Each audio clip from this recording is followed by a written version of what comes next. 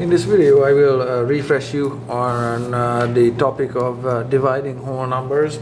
I will demonstrate long division and demonstrate also short division.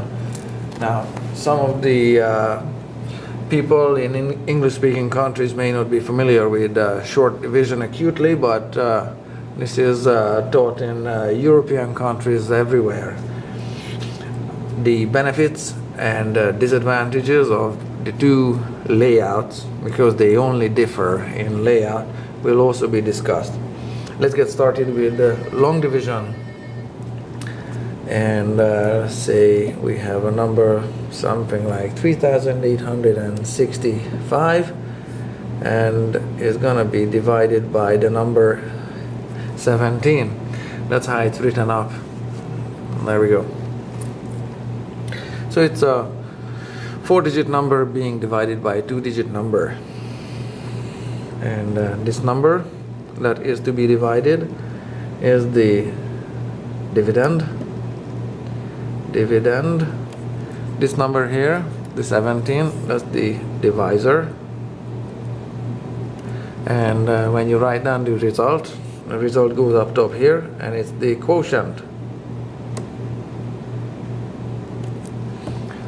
Okay, so I'm gonna be using these words, divisor, dividend, and quotient, and I'm just gonna have to rewrite it over here where you can see what's going on. Okay, 17. Does 17 go into 3? No, it does not. Please book the result. It does not go into 3. Next one is 17 goes into there, into 38. Does it go into 38? Oh yes, it does. And it does so twice. Now we are multiplying the result back with the divisor. 2 by 7 is 14. And the one gets, I'm not going to write it down much anywhere, I'm just holding it on my hand here.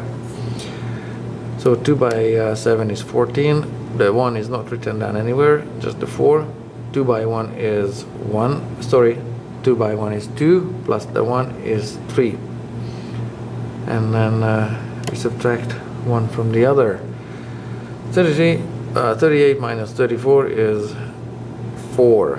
And I do encourage you to keep the places with zeros to make sure that you don't get sidetracked. Now we drop down the next digit. Digit 6 goes down there. Now 17 goes into 46. How many times? 2 times or so. Let's see. 2 times 17, that's gonna be another 34 here, because it's the same multiplication, and now we have to subtract that one from that one there. 6 minus 4 is 2, 4 minus 3 is 1, and then we drop down the next digit, and we've got 125 to deal with. Now 17, the divisor, goes into that number. 17 goes into 125, say 7 times. I hope it's gonna work. 7 by 7 is 49. We write down the 4. We write down the 9. I'm just gonna keep the 4 on my fingers here. 7 times 1 is 7, plus the 4 is 11. Now we're gonna have to subtract these two numbers, and we cannot take away 9 from the 5. We are gonna need to regroup. This has to be increased to 15, and it's coming from these two tens here, so that becomes a 1. So instead of a 125, we got 100, 110, and 15 ones. 15 take away 9 is 6, and 1 take away 1 is nil, 1 take away 1 is nada. So far 3865 has been divided by 17, and the result is 227 with a remainder of 6. And it's nice, but the division can continue. And I put a decimal dot there and a decimal dot there, and 3 more zeros because 3865 is exactly the same thing as 3865.000. Sorry guys. So we've got a remainder of 6, and this invisible 0 drops down there. Now 17 is to go into 60, and it goes into 60. I'm just gonna extend that line a little bit. 17 goes into 60 3 times. 3 times 7 is 21. The 1 is written down there. The 2, I'm just gonna carry it on my hand. 3 times 1 is 3, plus the 2 here is 5. 5 is written down here, and subtract again. So 60 minus 51 is 0, 9 here. Now 1 more 0 drops down here. So 90 is to be divided by the 17, and it is possible 5 times. Multiplying back again, 5 by 7 is 35 there, and I got the 3 here on my hand. 1 by 5 is 5, plus the 3 is 8. The 8 gets written down there, and subtract the 2, well, it's gonna be a 5 there and a 0 there. And now we still have a remainder of, that's a remainder of 5. And this division is doesn't terminate, so there's never gonna be a remainder of 0. There's always gonna be a remainder of some amount. So that's how to divide a whole number with a whole number. Don't get carried away by the fact that it is possible to continue the division into decimal digits. It is still dividing whole numbers, only the result has decimal digits. Now the other layout that most European educated people are familiar with is similar. I'm just gonna write it up somewhere here.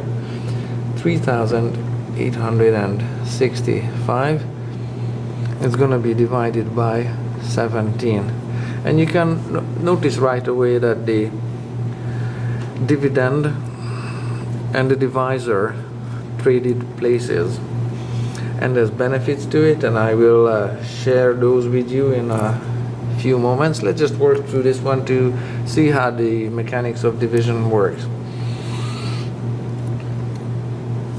Now 3 cannot be divided by 17, but that 0 you don't write down anywhere. You have to start with the smallest number 17 divides by. So 17 goes into 38 twice. And this short division here is called short division because these subtractions that are in the long division are done in your head in this version, and I'll show you how this works. 2 times 7 is 14. 15, 16, 17, 18. To get to 18, you need 4 more, and that's what you write down.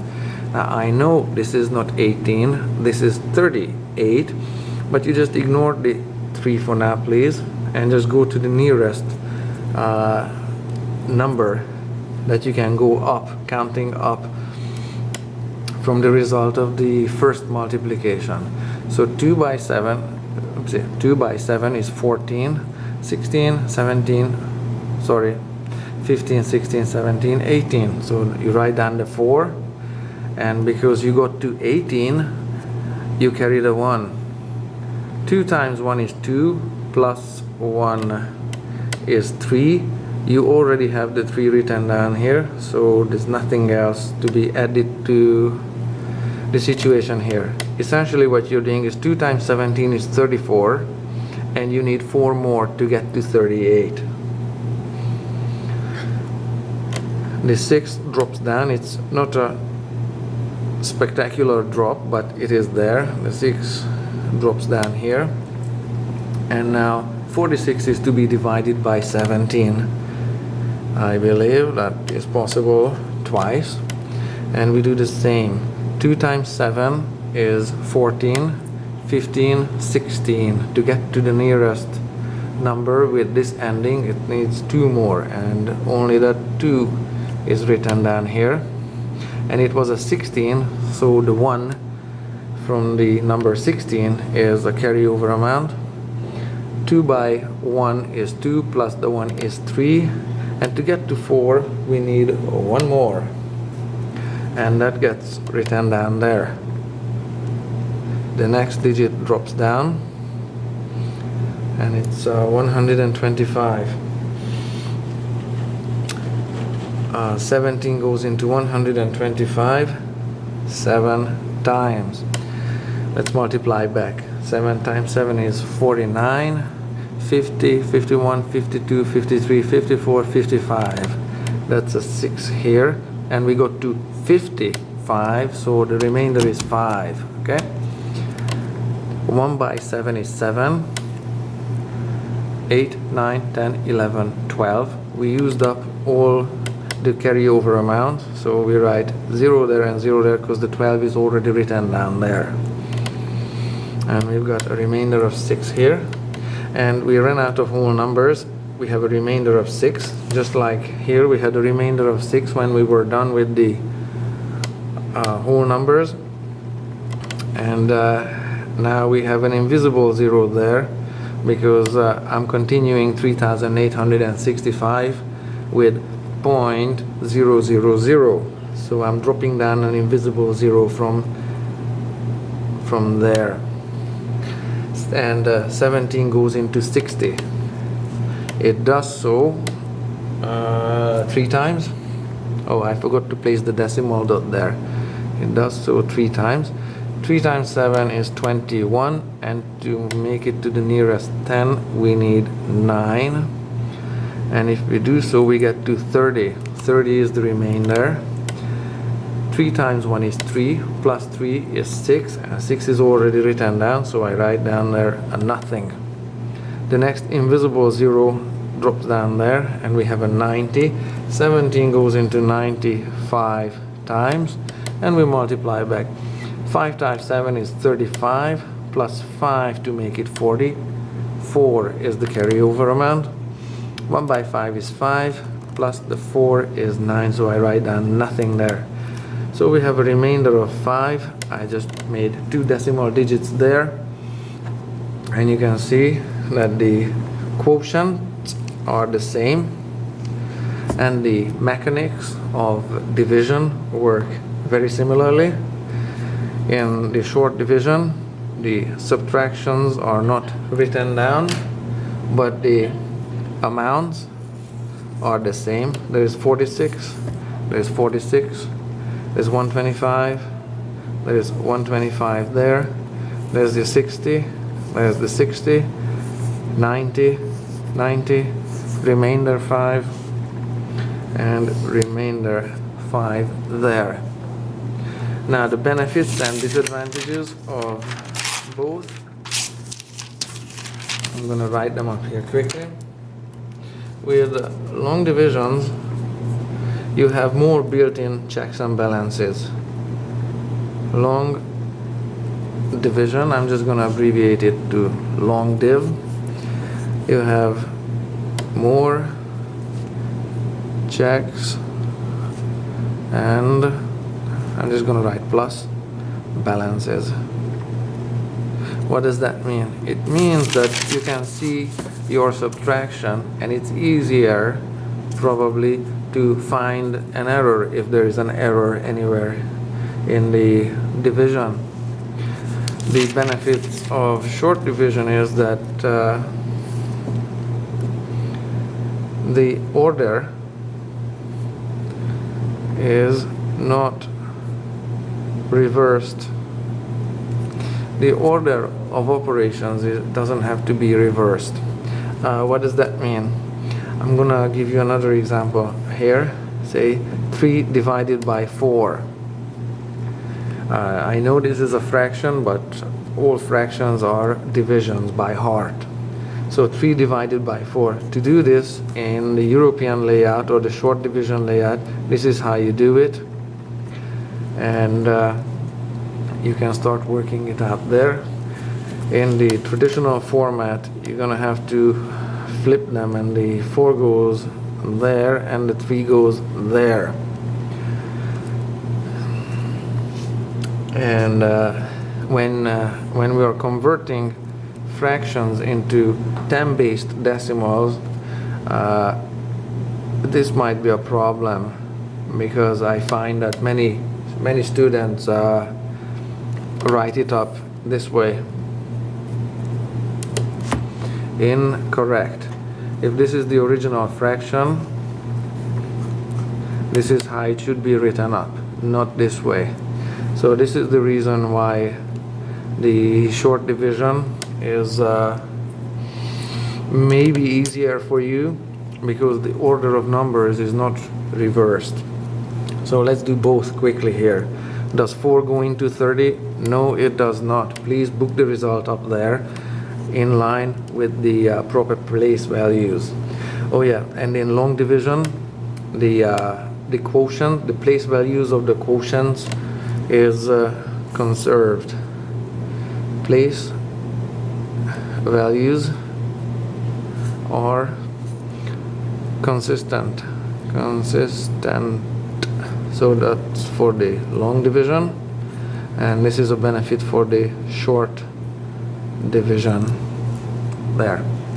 Okay, so 4 doesn't go into 3, so this has to be increased to 3.04 has to go into 30, and the decimal dot has to be in the quotient as well. 4 goes into 37 times.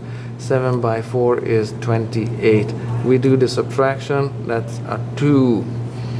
We have another invisible 0 to drop down there. 4 goes into 25 times. 5 by 4 is 20. When we do the subtraction, there is no remainders there. So 3 divided by 4 is the same as 0.75. Lastly, in this one, 3 divided by 4. Because 4 doesn't go into 3, we have to start with 30 and place a 0 and the decimal point there. 4 goes into 37 times. 7 by 4 is 28. 29, 30. You write down the 2 and drop down an invisible 0 there. 4 goes into 25 times. 5 times 4 is 20. You don't write down the 20, you already have the 20. The short division is done. Again, they have the same quotient, and when you are converting fractions to decimals, I find that my mind works easier with this layout, because the numbers in the long division format, you have to pay extra attention which number goes where, which one is the quotient and which one is the divisor.